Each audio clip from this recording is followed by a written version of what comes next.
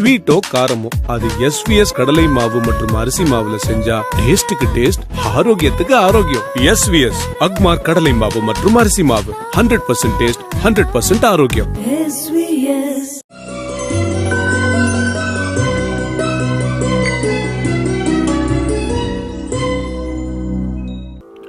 கூடாரை வெல்லும் சேர் கோவிந்தா உந்தன்னை பாடி பறை கொண்டு யாப்பேரு சம்மானம் நாடு பூகழும் பரிசினால் நன்றாக சூடமே தோள்வளையே தோடே செவி பூவே படகமே என்றனைய பல்கலனும் யாமணிவோம் ஆடை ஊடு போம் அதன் பின்னே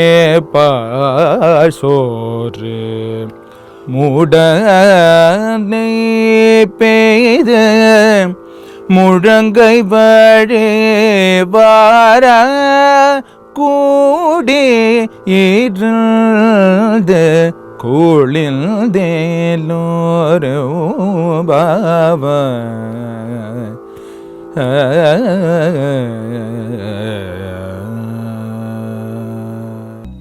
வணக்கம். மார்கழி மாதத்தின் 27ஆம் நாள், திருப்பாவை 27வது பாட்டு. இந்த பாட்டு மிக முக்கியமான பாடல். என்ன காரணம் அப்படின்னு கேட்டால், இந்த பாடலில் தான் ஆண்டாள் எல்லோரும் கூடி உண்ண வேண்டும் என்ற அந்த அற்புதமான கருத்தை கூறுகிறாள். 2வது பாட்டில் சொல்கிறப்ப, வையத்து வாழ்வீர்கள் நாமும் நம் பாவைக்கு செய்யும் கிருசைகள் கேளீரோங்கிற படத்தில், அந்த பாட்டில் நோன்பு இருக்கும்போது தனித்தனியாக இருக்கணும் அப்படிங்கிறா. இந்த பாட்டில் நோன்பு முடிக்கிறா. அப்படி முடிக்கிற போது, எம்பெருமானே நீ என்னென்ன எனக்கு தர வேண்டும் அப்படிங்கிறதையும் சொல்லிவிட்டு, அது மட்டும் இல்லை, என்னுடைய தோழிமார்கள் மட்டுமில்லாது இந்த உலகத்தார் எல்லாரும் சேர்ந்து இந்த நாளில் தான் நாங்கள் எவற்றையெல்லாம் வேண்டாம் என்று ஒதுக்கி வைத்திருந்தோமோ அவற்றெல்லாம் ஏற்றுக்கொள்ளுகிற நாளாக இதை நாங்கள் கொண்டாடுவோம். இந்த பாடலை பாருங்கள். கூடாரை வெல்லும் சீர் கோவிந்தா உந்தன்னை பாடி பறை கொண்டு யாம்பெரும் சன்மானம். கூடாரை வெல்லும் சீர் கோவிந்தா, உன்னுடைய கருத்துக்கு இணங்காதவர்களை, மாறுபட்ட குணமுடையவர்களை, தீயவர்களை நீ என்ன செய்வாய்? வென்றடிப்பாய். கூடாரை வெல்லும் சீர் கோவிந்தா, கோவிந்தன் என்கின்ற அந்த சொல் இந்த பாடலில் இருக்குது. சென்ற பாடலில் மணிவண்ணன் என்ற சொல்ல பார்த்தோம். கோவிந்தா என்ற திருநாமம். கூடாரை வெல்லும் சீர் கோவிந்தா உந்தன்னை பாடி பறை கொண்டு யாம்பெரும் சன்மானம். நாங்கள் என்ன உங்ககிட்ட சன்மானம் பெற போகிறோம் தெரியுமா? நாடு புகழும் பரிசினால் நன்றாக நீ எங்களுக்கு என்னென்ன தரணும் தெரியுமா? நீ கொடுக்குற பரிசை பார்த்து நாடே புகழணும். பெண் பிள்ளைகள் அல்லவா, ஆண்டாளும் அவளை சார்ந்தவளும் எப்படி கேட்குறாங்க? எங்களுக்கு என்னென்ன வேணும் தெரியுமா? சூடகமே, தோள்வளையே, தோடே, செவிப்பூவே, பாடகமே என்றனைய பல்கலனும் யாமணிவோம். நீ எங்களுக்கு தரப்போகிற அந்த என்னென்ன அணிகலன் தெரியுமா? சூடகம், சூடிக்கொள்ளுகின்ற அணி, அப்புறம் தோல்வளை, அப்புறம் பாடகம் காலில் போடுறது, என்னனைய பல்கலனும் யாமணிவோம். தோடே செவிப்பூவே, காதலை மாற்றுறதுல அந்த காலத்துலலாம் பூ மாதிரி இருக்குமா அப்படியே. தோடே செவிப்பூவே, பாடகமே என்றனைய பல்கலனும் யாமணிவோம். இதை காட்டில் இப்போ தான் முக்கியமான வார்த்தை சொல்கிறா. ஆடை உடுப்போம், புத்தாடை புடிந்தகொள்வோம், அதன் பின்னே பாற்சோறு. இது வரைக்கும் நெய்யுண்ணோம், பாலுண்ணோம், நாட்காலை நீராடி மையிட்டெழுதோம்னு சொல்லி வச்சுருந்தவ இந்த இடத்துல ஆண்டாள் சொல்கிற வார்த்தையை பாருங்கள். அதாவது ஆடை விடுப்போம் அதன் பின்னே பாற்சோறு, மூடனை பெய்து முழங்கை வழிவார கூடி இருந்து குளிர்ந்தேலோர் எம்பாவாய். அதாவது பொங்கல் வச்சுருக்குறாங்க, அது நிறைய நெய் இருக்குது, பால் பொங்கல். அது அந்த பால் பொங்கலில் நெய் பெய்யப்பட்டிருக்கு. அப்படி அள்ளுற போது அப்படியே முழங்கை வரைக்கும் அந்த நெய் ஒழுகி வருதான். மூடனை பெய்து முழங்கை வழிவார கூடியிருந்து குளிர்ந்தேலோர் எம்பாவாய். பகுத்துண்டு பல்லுயிர் ஓம்புதல் நூலோர் தொகுத்தவற்றெல்லாம் தலை என்று வள்ளுவர் சொன்னதைப் போல தோழிமாரையெல்லாம் அழைத்து நீராட வைத்து கோவிலுக்கு கூட்டி சென்று எம்பெருமானை சந்திக்க வைத்து அவனிடத்தில் வேண்டியவற்றையெல்லாம் வாங்கி தருகின்ற இந்த அற்புதமான பாடல் இந்த பாடல்தான். இதிலே தான் நோன்பு முடித்து மற்றவர்களோடு ஆண்டாள் உணவு அருந்துகின்ற காட்சியாக சொல்லப்படுகின்ற பாடல் இது. 27வது பாட்டு நோன்பு நிறைவு செய்யும் பாட்டு. அது பழச்சுவையன அமுதன அரிதற்கு அரிதன எளிதன அமரரும் அறியார். இது அவன் திருவூரு இவன் அவன் எனவே எங்களை ஆண்டு கொண்டு இங்கெழுந்தருளும் மது வளர்போழில் திரு உத்தர கோச மங்கையுள்ளாய் திரு பெருந்துரை மன்னாயதியமை பணி கோளுமாறு அது கேட்போம் எம்பெருமான் பள்ளி எழுந்தருளாயே.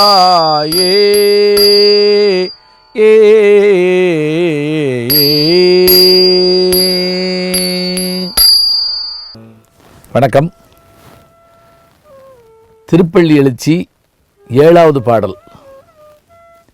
இந்த பாடலில் உத்தரகோசமங்கை என்கின்ற தலத்தை பற்றி பாடுகின்றார் மாணிக்கவாசகர்.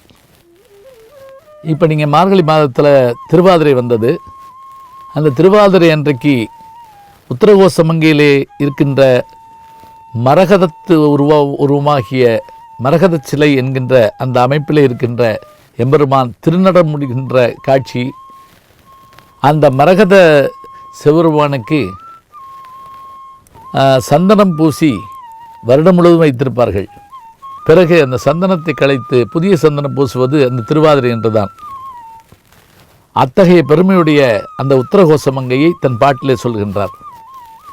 திருப்பெருந்துறையை சொல்வதோடு மட்டுமல்லாமல் இந்த பாடலில் உத்தரகோசமங்கையை குறிப்பிட்டு பாடுகின்றார். அதுபல சுவையன அமுதன அரிதற்கு அரிதன எளிதன அமரரும் அறியார். எம்பெருமானே, நீ எப்படிப்பட்டவன்? கனியின் சாறு போன்ற இனிமையுடையவனா, அல்லது உயிரை நீட்டிக்கக்கூடிய அவிழ்தத்தின் தன்மையுடையவனா? அதுபல சுவையன அமுதன அரிதற்கு அரிதன எளிதன அமரரும் அறியார். நீ அறியக்கூடியவனா என்றால் அப்படிப்பட்டவன் இல்லைதான். தேவர்களும் உன்னை அறிய மாட்டார்கள். ஆனால் நாங்கள் அன்பினால் உன்னை அறிய முற்படுவோம். அது மட்டுமில்லை, உன்னை நாங்கள் எப்படி பார்ப்போம் தெரியுமா? இது அவன் திருவுரு இவன் அவன் எனவே. விவேகானந்தருடைய வாழ்க்கையிலே நீங்கள் கல்லை வணங்குகிறீர்களே ஏன் என்று ஒரு அரசன் கேட்டபோது அரண்மனைக்கு சென்ற விவேகானந்தர் சொன்னாராம், அந்த மன்னனுடைய படத்தை எடுத்து அருகில் இருந்த மந்திரியை பார்த்து இந்த படத்தை உன் காலில் போட்டு மிதி என்று சொன்னவுடன் அந்த மந்திரி பயந்து போய் நிற்க, உடனே மன்னன் கேட்டாலாம், என் படத்தை ஏன் காலில் போட்டு மிதிக்க வேண்டும்? அது என்னை அவமானம் செய்வதில்லையா என்று கேட்டவுடன், இந்த படத்தை நான் மிதித்தால் உனக்கு அவமானம் என்று சொன்னால் காகிதத்தில் மரச்சட்டத்தில் கண்ணாடியில் உன் உருவம் இருப்பதாக நீ நினைத்தால் அந்த கல்லுக்குள் கடவுள் இருப்பதாக நாங்கள் ஏன் நினைக்கக்கூடாது என்று கேட்டாராம். அதற்கான பொருள் நாம் இன்றைக்கு அவருடைய வாழ்க்கையிலே படித்து பார்க்கிறோம். மணிவாசக பெருமான் 9ஆம் நூற்றாண்டில் சொல்லுகிறார், இது அவன் திருவுரு இவன் அவன் எனவே. இங்கிருப்பவன் தான் அங்கிருப்பவன். இது அவன் திருவுரு இவன் அவன் எனவே எங்களை ஆண்டு கொண்டு இங்கெழுந்தருளும் மதுவளர் பொழில் திரு உத்தரகோசமங்கை உள்ளாய். அது பாருங்க, என்ன அழகான வார்த்தைன்னு. அந்த மலர்கள் எல்லாம் இருக்கின்றன. மது என்றால் தேன். தேன் நிறைந்த மலர்கள் நிறைந்த உத்தரகோசமங்கை உள்ளாய். திருப்பெருந்துறை மன்னா, நீ திருப்பெருந்துறையில் எழுந்தருளி இருக்கிறாய். எது எமை பணி கொள்ளுமாறு? அது கேட்போம். எம்பெருமான் வள்ளி எழுந்தருளாயே, எங்களை நீ எப்படி அடிமைகளாக ஏற்றுக்கொள்ளப் போகிறாய்? அந்த வழியை உன்னிடத்தில் கேட்டு தெரிந்து கொள்ள வந்திருக்கிறோம். எதையும்மை பணிகொள்ளுமாறிட கேட்டோம். எம்பெருமான் வள்ளி எழுந்தருளாயே என்று இந்த பாடலை சொல்லியிருக்கிறார். இது அவன் திருவுரு, இவன் அவன் எனவே என்கின்ற வார்த்தை மிக அற்புதமான ஒன்று. எதை கடவுளாக கருதுகிறோமோ அதுதான் நமக்கு கடவுள். தெய்வம் என்றால் அது தெய்வம், வெறும் சிலை என்றால் வெறும் சிலைதான். உண்டென்றால் அது உண்டு, இல்லை என்றால் அது இல்லை என்று கண்ணாரசன் சொல்லுவார்.